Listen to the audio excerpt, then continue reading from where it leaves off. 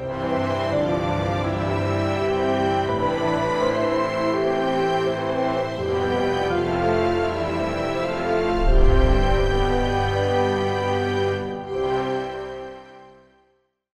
우리는 이 아침에 특별한 아침을 맞이하게 되었습니다.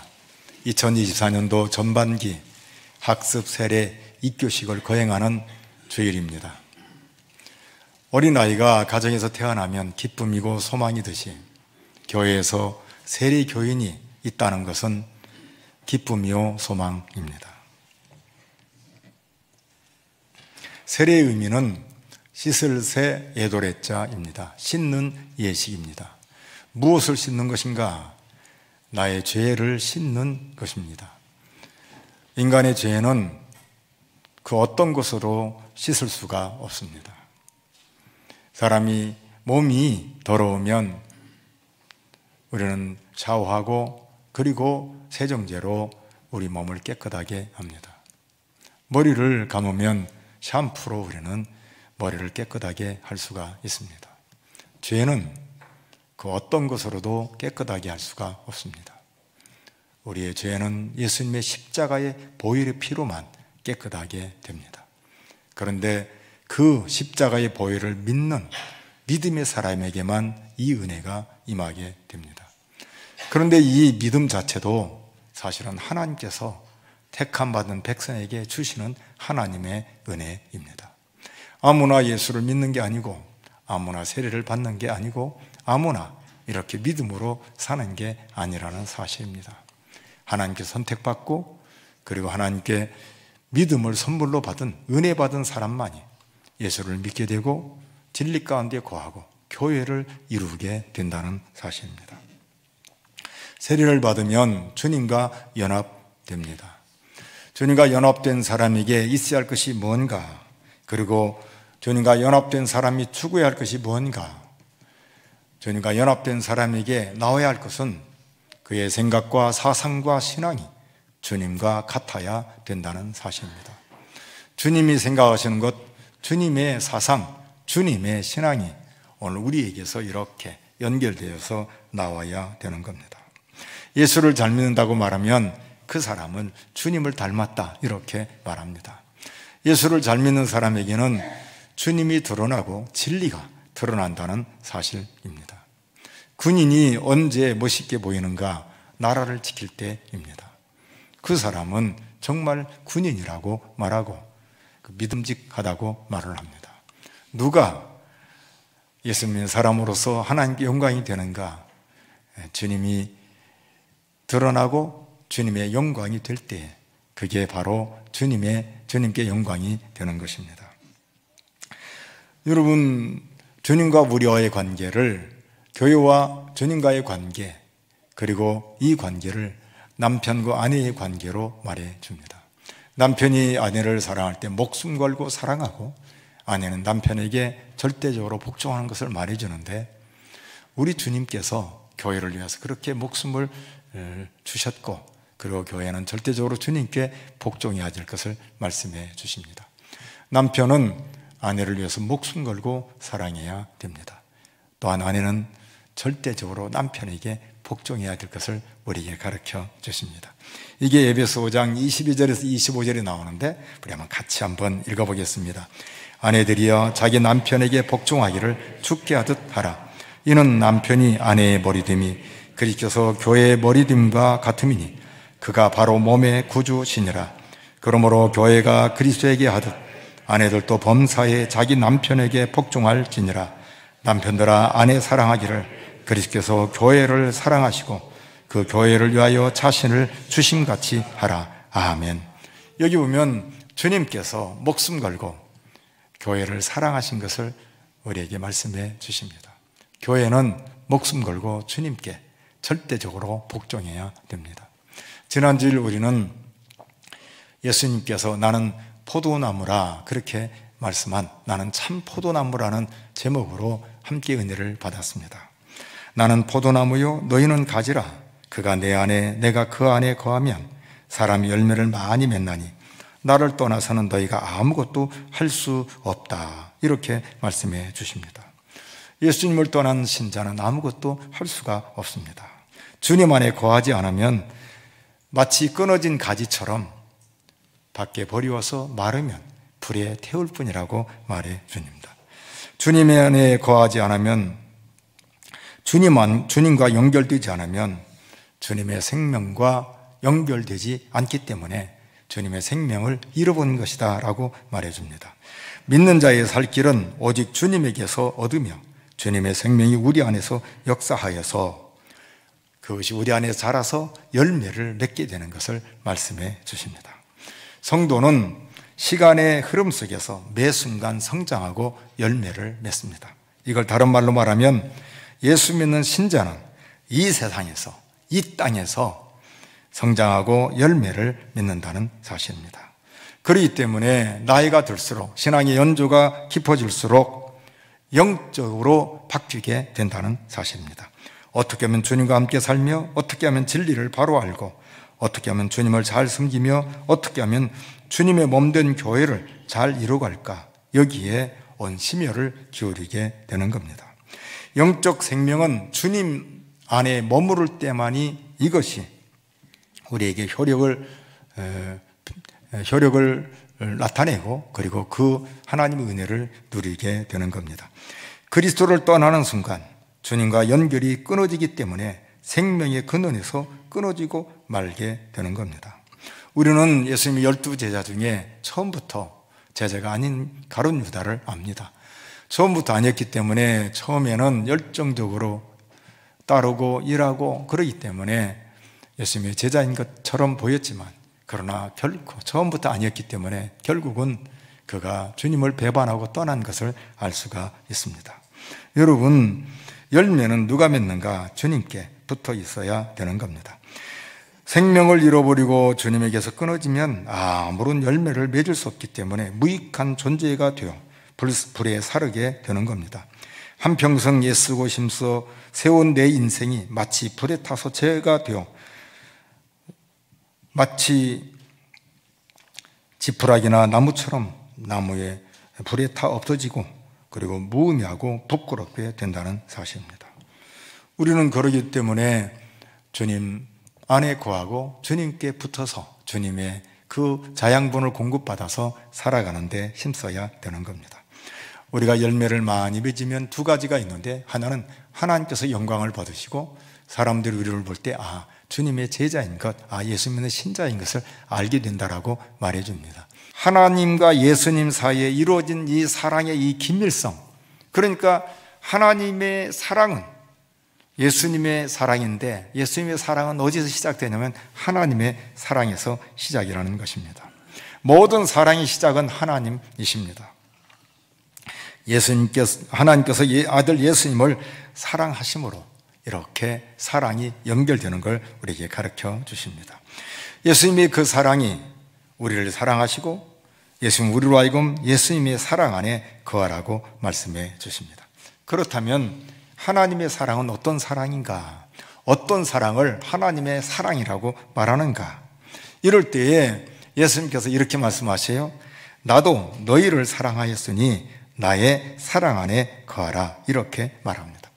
예수님이 하나님의 사랑을 받았는데 그 사랑이 뭐냐라고 말할 때에 내가 너희들을 사랑했다라고 말씀해 주십니다. 이 말은 일반적인 사랑을 말하는 게 아니에요. 네가 나를 사랑하니까 내가 너를 사랑하고, 또 사람들이 일반적으로 말하는 사랑하니까 그 사랑의 의미를 우리가 생각하기가 쉬운데 그렇지 않아요.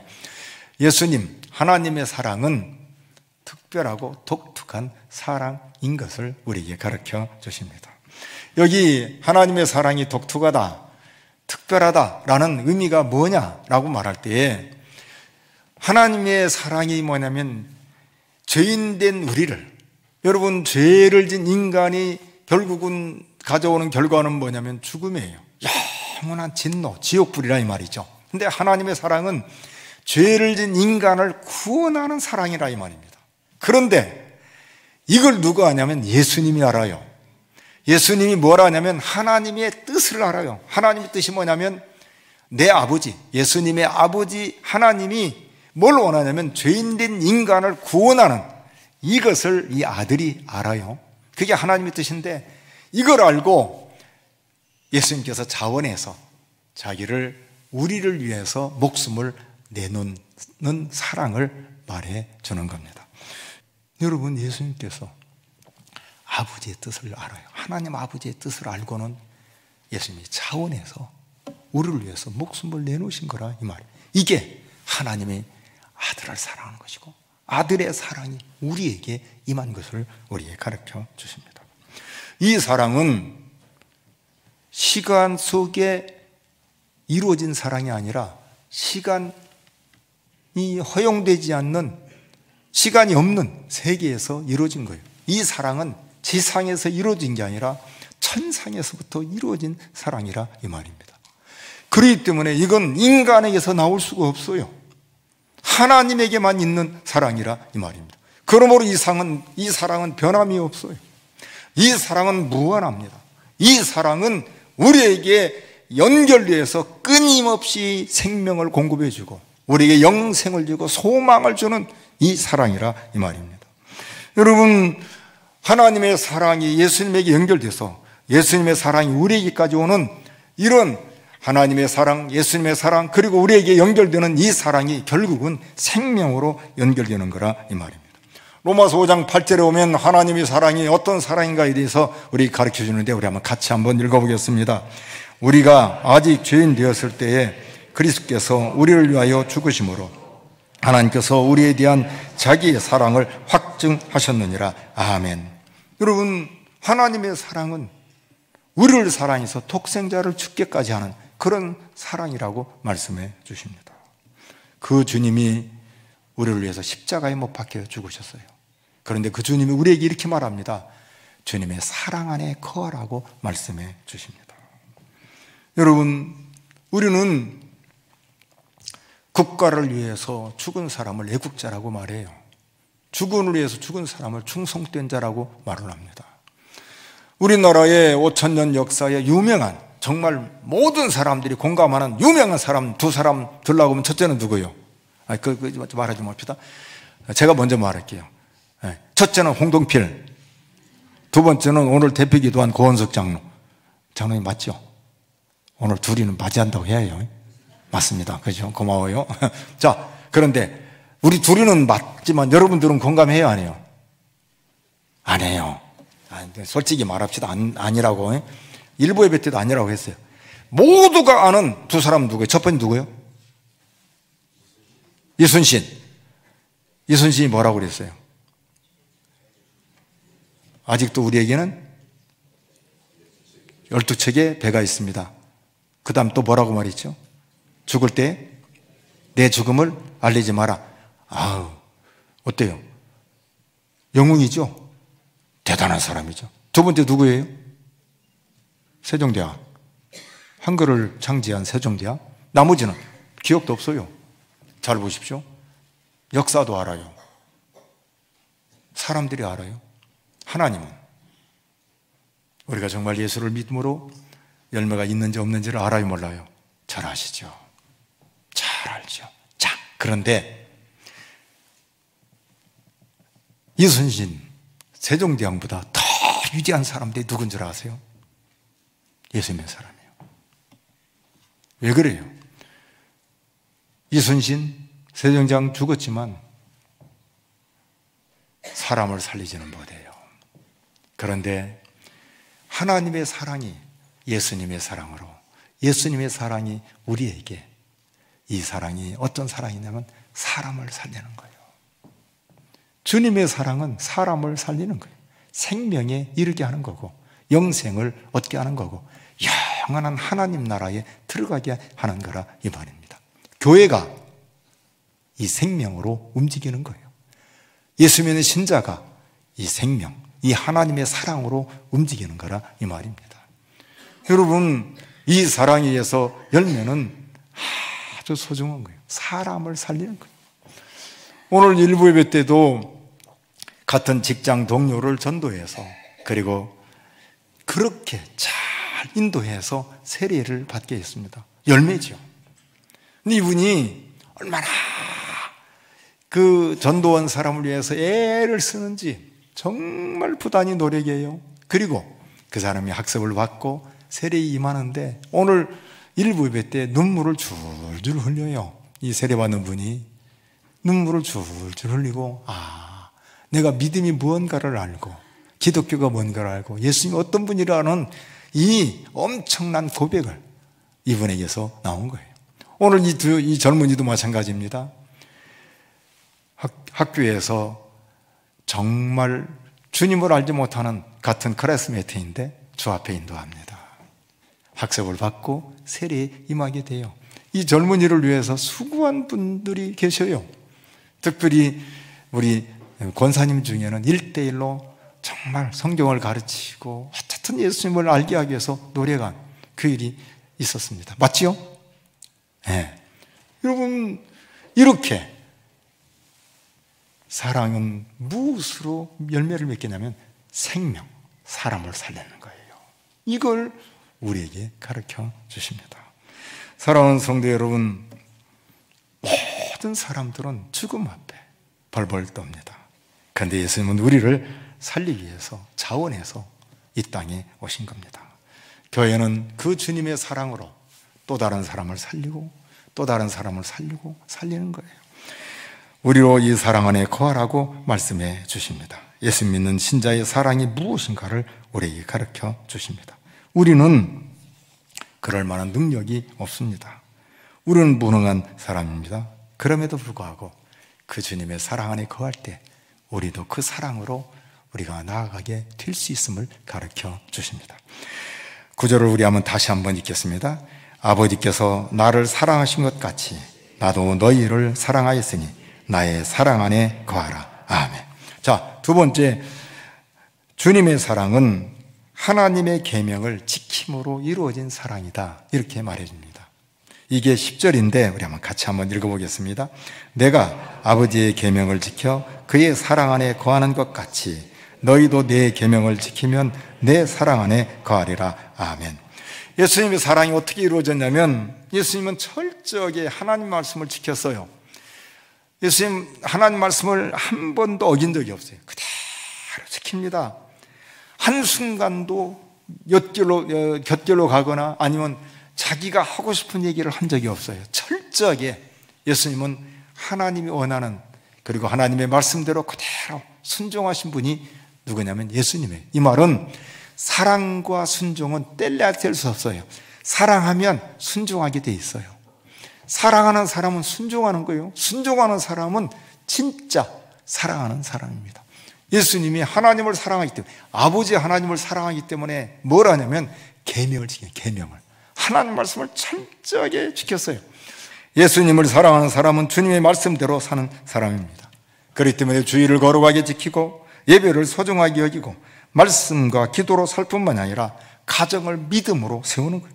다시 말씀드려요. 가정을 믿음으로 세우는 거예요. 여러분의 가정의 자녀들이 믿음이 없다면 열매가 없는 거예요. 이것은. 여러분의 가정의 자녀들이 믿음으로 서야 해요. 여기에 주력을 해야 해요. 이걸 주력하지 않으면 안 돼요. 제일 중요한 게 이거예요. 여러분의 자녀, 여러분의 분신, 여러분들보다 더 나은 믿음의 자녀들이 되도록 위해서 애를 쓰고 눈물을 흘리고 그리고 정말 좋은 믿음의 모델이 되어야 되는 겁니다. 진짜 사랑하는 사람은 그렇게 하지 않아요. 계명을 지키는 사람입니다. 서로 사랑하는 거예요. 요한일서 3장 23절도 같이 한번 읽어보겠습니다. 그의 계명은 이것이니 곧 그 아들 예수 그리스도의 이름을 믿고 그가 우리에게 주신 계명대로 서로 사랑할 것이니라. 예수를 믿는 사람은 서로 사랑하는 거예요. 그러니까 교회 안에 미워하는 사람이 있으면 안 되지요. 그 다음 요한일서 3장 11절에도 같이 읽어보겠습니다. 우리가 서로 사랑할지니 이는 너희가 처음부터 들은 소식이라. 처음부터 들었다는 말은 복음을 처음부터 들었어요. 복음은 복된 소식, 복복자 소리음이에요. 복된 소식이에요. 언제 들어도 기뻐요. 왜 그래요? 나 같은 죄인을 구원하신 하나님의 사랑, 이게 복음이에요. 그러니까 처음부터 사랑을 들은 거예요. 아, 이게 하나님의 사랑이구나. 그러니까 예수님의 사람은 사랑으로 시작해서 사랑으로 살다가 사랑으로 마감을 해야 되는 거라 이 말입니다. 그러니까 예수님의 사람에게 뭐가 있어야 해요? 사랑이 있어요. 사랑이 있어야 한다 이 말이죠. 어느 집이든지 마찬가지예요. 문제가 일어났을 때 사랑하면 문제가 해결되는데 거기서부터 말이 많으면 문제가 해결되지 않아요. 예배 시간이지만 옆에 분에게 인사합시다. 사랑하면서 살겠습니다. 한번 해보세요. 진짜요. 부부간에도 마찬가지죠. 어떤 일 있어? 아유 사랑해. 그럼 끝납니다. 절대로 다른 말 할 필요가 없어요. 사랑하는 거죠. 요한일서 4장 8절도 같이 읽겠습니다. 사랑하지 아니하는 자는 하나님을 알지 못하나니 이는 하나님은 사랑이심이니라. 아멘. 사랑하지 않는 자는 하나님을 알지 못해요. 왜요? 하나님은 사랑이기 때문에. 예수를 진짜 믿으면 사랑으로 사는 사람입니다. 우리가 그렇게 되기를 바랍니다. 마지막 세 번째, 예수님의 사랑은 우리에게 기쁨이 있게 하는 사랑이에요. 그게 11절인데 같이 한번 읽어보겠습니다. 내가 이것을 너희에게 이름은 내 기쁨이 너희 안에 있어 너희 기쁨을 충만하게 하려 함이라. 아멘. 여기 보면 기쁨이 누구의 기쁨이냐면 내 기쁨이라서 내 기쁨. 내 기쁨은 누구의 기쁨이에요? 예수님의 기쁨. 예수님의 기쁨은 뭐냐면은 아버지 안에, 하나님 아버지 안에 거하면서 순종해서 그 가운데 얻은 그 기쁨. 그러니까 하나님 안에 거하면서 하나님 말씀대로 잘 순종했는데 순종할수록 그 기쁨이 있어요. 우리가 신앙생활 할 때 언제 기뻐요? 말씀대로 순종하고 믿음으로 살 때 그 기쁨이 있다 이 말이죠. 그 기쁨이 우리에게 있기를 원한다는 것이죠. 주님의 기쁨이 우리에게 있기를 원해요. 그러니까 우리도 어떻게 하는 거예요? 주님의 말씀에 순종하고 그대로 살아갈 때 하나님의 기쁨이 우리 안에 있게 되는 겁니다. 이 기쁨을 완전에 이루는 기쁨, 온전한 기쁨이라고 말씀해 주십니다. 이 기쁨은 어디에서도 맛볼 수가 없는 기쁨입니다. 하나님의 사랑 안에서 거하는 자만이 맛볼 수 있는 기쁨이고 주의 계명을 지킴으로 얻어지는 기쁨입니다. 이 기쁨은 오직 주님 안에서만 누릴 수 있는 기쁨입니다. 사람들이 살면서 목말라 하는 게 뭐냐면 사랑에 목말라 합니다. 사람들은 살면서 모두가 추구하는 게 행복입니다. 그래서 행복을 찾기 위해서 노력하고 애를 쓰고 그리고 달려갑니다. 그런데 잘 보십시오. 사랑이라는 단어가 제일 많아요. 사랑이라는 노래도 제일 많고 사랑이라는 소설도 제일 많고 사랑이라는 시도 제일 많고 사랑이라는 경은 교훈도 제일 많아요. 그런데 사람들은 정작 사랑에 굶주려 있습니다. 우리가 이 땅에 지금 우리가 두 발을 딛고 사는 이 땅에서 살고 있는 우리가 깨달을 것이 있는데 얼마나 많이 사랑하고 있느냐가 중요하지 않아요. 바르게 사랑하고 있는가가 중요합니다. 다시 말씀드려요. 얼마나 많이 사랑하고 있느냐가 중요한 게 아니에요. 바르게 사랑하고 있느냐가 중요한 겁니다. 또 하나 있어요. 사랑이 많지 않은 것이 문제가 아니라 바른 사랑이 없는 것이 문제입니다. 종종 교회에 사랑이 없다고 안타까워하는데 그거보다 더 안타까운 것은 바른 사랑이 없어서 안타까운 거예요. 그러니까 교회 안에 바른 사랑을 모르는 거예요. 그 사랑, 이것을 교회가 가져야 되는 거라 이 말입니다. 여러분, 이 사랑, 교회 안에 있는 사랑, 신자에게 있는 사랑은 어디에서 시작해? 하나님으로부터 시작하는 거예요. 하나님의 사랑은 우리를 구원하는데 뜻이 있어요. 그걸 누가 알아요? 예수님이 알고 예수님이 자신을 내놓아서 십자가에 못 박혀 죽게 한 거예요. 아버지의 사랑이 그 사랑이라 이 말입니다. 그 사랑이 오늘 우리에게 있는 사랑이 되어야 될 것을 가르쳐 주십니다. 주님의 사랑은 희생과 죽음이에요. 오늘 교회가 성도들이 신자들이 가져야 할 사랑은 이득을 얻는 게 아니라 상대방을 살리는 사랑, 사람을 생명을 얻게 하는 이 사랑, 주 앞에 인도해서 영원한 하나님 나라로 이끌어가는 이 사랑이라는 것을 아시기를 바랍니다. 이럴 때 억울함도 있고 손해보기도 하고 희생도 하고 섬기기도 하고 어떤 때는 말로 표현할 수 없는 오해도 받을 수가 있습니다. 그러나 이 사랑은 사람을 살리는 거라 이 말입니다. 우리는 그런 능력이 없어요. 우리는 정말 이기적이고 욕심이 많고 우리는 진짜 부패한 죄의 본성을 가지고 있는 사람들이기 때문에 그런 능력이 없는데 놀랍게도 주님께서 우리에게 그런 사랑을 주셔서 우리가 그 일을 감당할 수 있다고 말씀해 주십니다. 주님의 이 사랑으로 살아가는 교회예요. 우리 모든 성도들이 다 되기를 바랍니다.